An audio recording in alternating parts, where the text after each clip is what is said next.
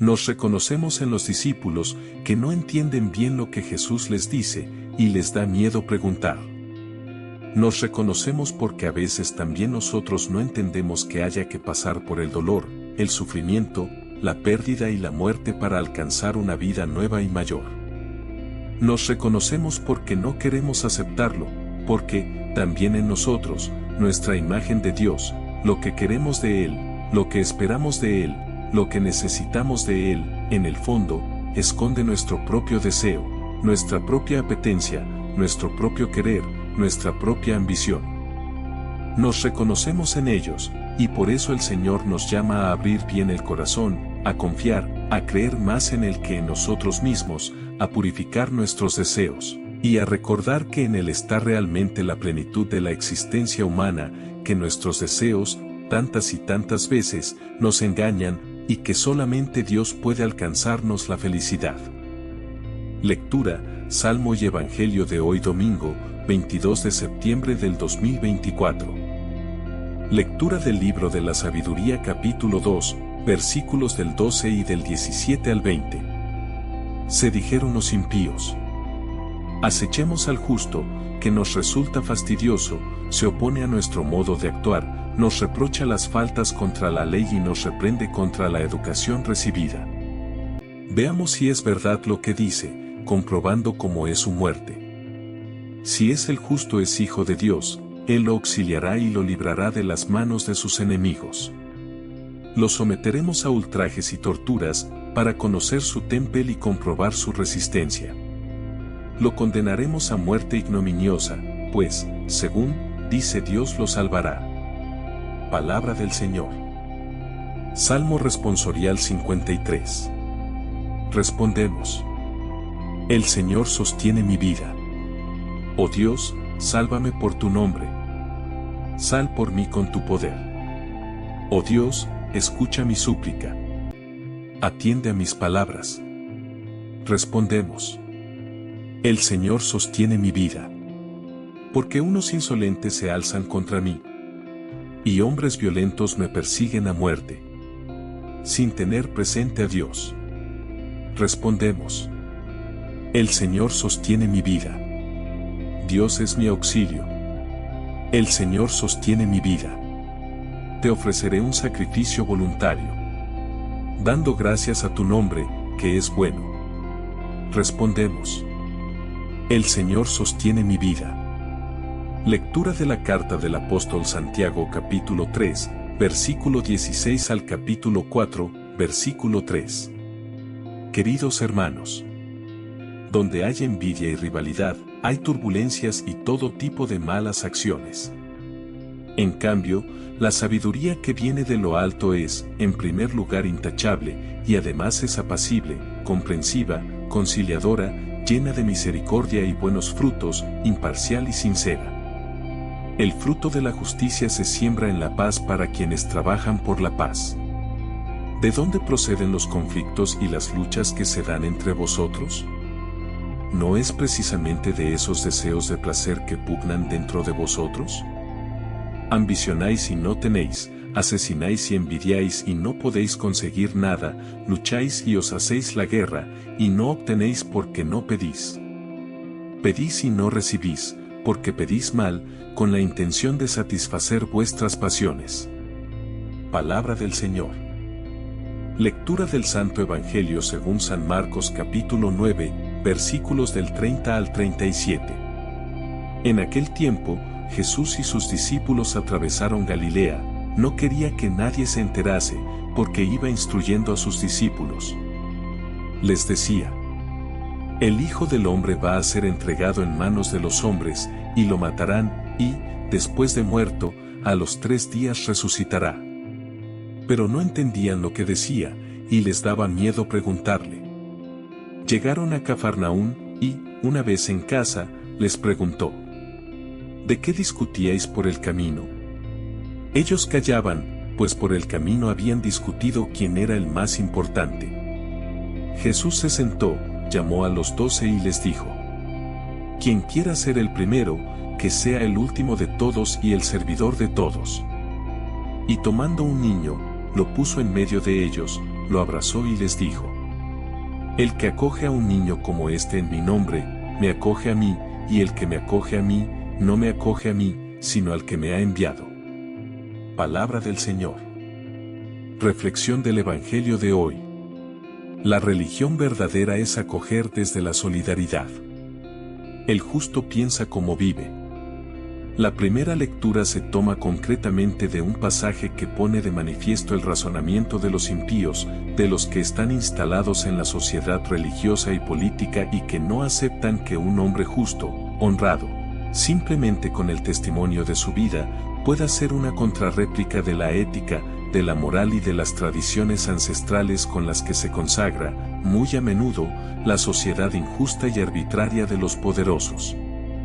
Como el libro de la sabiduría es propio de la literatura religiosa griega, algunos han pensado que a la base de esta lectura está el razonamiento práctico de una filosofía que se muestra en la ética de los epicúreos, quienes defendían una praxis de justicia y honradez en la sociedad.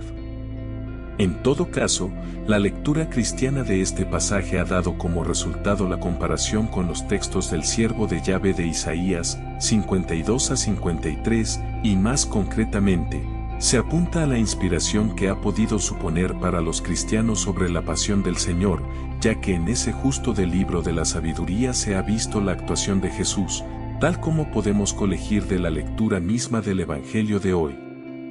Los no sabios saben muy bien condenar a muerte ignominiosa a los justos. Esa es la única sabiduría que entienden de verdad. El desprecio y la ignominia es una sabiduría contracultural, ni divina ni humana. Y esta es ya una historia muy larga en la humanidad que tanto se valora a sí misma. Sabiduría, justicia y paz. La carta de Santiago sigue siendo el hilo conductor de esta segunda lectura litúrgica. Además, como es una carta que pretende establecer un cristianismo práctico, ético y moral, nos pone sobre el contraste dos sabidurías, la que nace de este mundo y anida en el corazón del hombre, envidias, desorden, guerras, asesinatos, y la sabiduría que viene de lo alto, pacificadora, limpieza de corazón, condescendencia, docilidad, misericordia. En realidad a la primera no se le debe llamar sabiduría sino insensatez y negatividad. Son dos mundos y podríamos preguntarnos, de verdad, si el corazón humano no está anidado por estas dos tendencias, dualismo. Nuestra propia experiencia personal podría darnos la respuesta. El autor considera que el ser humano, guiado por sus instintos, es el misterio de nuestra debilidad, aunque le atribuye un débito especial al diablo para no caer en el principio de maldad en el corazón humano, va hacia la perdición por la envidia con la que nos destrozamos los unos a los otros. Pero el autor propone la sabiduría, que se adquiere por la oración para llegar a esas actitudes positivas que ha mencionado antes. No se trata, pues, de leer este texto en clave moralizante para rebajarlo. Es uno de los textos fuertes del Nuevo Testamento, de ese calibre es el cristianismo que pide la paz fundamentada en la justicia. El que se entrega debe ser el primero. El Evangelio de Marcos nos muestra un segundo paso de Jesús en su camino hacia Jerusalén, acompañado por sus discípulos. El Maestro sabe lo que le espera, lo intuye, al menos, con la lucidez de un profeta, la pasión y la muerte, pero también la seguridad de que estará en las manos de Dios para siempre, porque su Dios es un Dios de vida. Pero ese anuncio de la pasión se convierte en el Evangelio de hoy en una motivación más para hablar a los discípulos de la necesidad del servicio. No merece la pena discutir si este segundo anuncio de la pasión son ipsísima verba o son una adaptación de la comunidad a las confidencias más auténticas de Jesús. Hoy se acepta como histórico que Jesús sabía algo de lo que le esperaba. Que la comunidad, después, adaptara las cosas no debería resultar extraño. Este segundo anuncio de la pasión lo presenta el evangelista como una enseñanza, heridas que ni iguala les enseñaba. Pero los discípulos ni lo entendían ni querían preguntarle, ya que les daba pánico. Este no querer preguntarle es muy intencionado en el texto, porque no se atrevían a entrar en el mundo interior y profético del Maestro. Jesús tuvo paciencia y pedagogía con ellos y por eso Marcos nos ha presentado 3 anuncios en un corto espacio de tiempo. Tampoco Pedro, en el primer anuncio, capítulo 8, versículos del 27 al 33, lo había entendido cuando quiere impedir que Jesús pueda ir a Jerusalén para ser condenado. No encajaba ese anuncio con su confesión mesiánica, que tenía más valor nacionalista que otra cosa. Marcos ha emprendido, desde ahora en su narración, una dirección que no solamente es reflejo histórico del camino de Jesús a Jerusalén, sino de enseñanza para la comunidad cristiana de que su Cristo no se fue de rositas a Jerusalén. Que confesar el poder y la gloria del Mesías, eso puede ser un tópico religioso poco profético. En realidad eso es así hasta el final, como lo muestra la escena de Getsemaní y en la misma negación de Pedro. Los discípulos no entendieron de verdad a Jesús, ni siquiera porque le siguieron, hasta después de la Pascua. En Cafarnaún, en la casa, que es un lugar privilegiado por Marcos para las grandes confidencias de Jesús, porque es el símbolo de donde se reúne la comunidad, como cuando les explica el sentido de las parábolas, les pregunta por lo que habían discutido por el camino, segaramente de grandezas, de ser los primeros cuando llegase el momento. Sus equivocaciones mesiánicas llegaban hasta ese punto. Jesús tomó a un niño, muy probablemente el que le servía, y lo puso ante ellos como símbolo de su impotencia.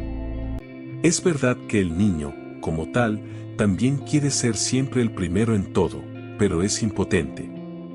Sin embargo, cuando los adultos quieren ser los primeros, entonces se pone en práctica lo que ha dicho el libro de la sabiduría. Y es que el cristianismo no es una religión de rangos, sino de experiencias de comunión y de aceptar a los pequeños, a los que no cuentan en este mundo.